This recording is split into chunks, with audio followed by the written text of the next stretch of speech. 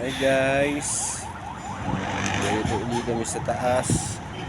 So yung ginagawa namin, kakabit kami ng mga kisame. Yan na po. Yan, kakabitan na lang namin yan. Pero may mga paring na. Yan doon, paikot. Yan. Yan yun.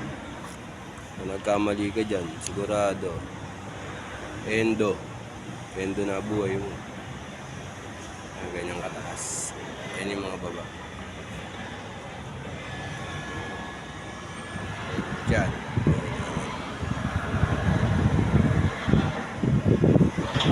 Hangin dito kaso nakakalula rin. Kaya kailangan mag-harness kayo rito. Yan, ito yung ginagawa naming school.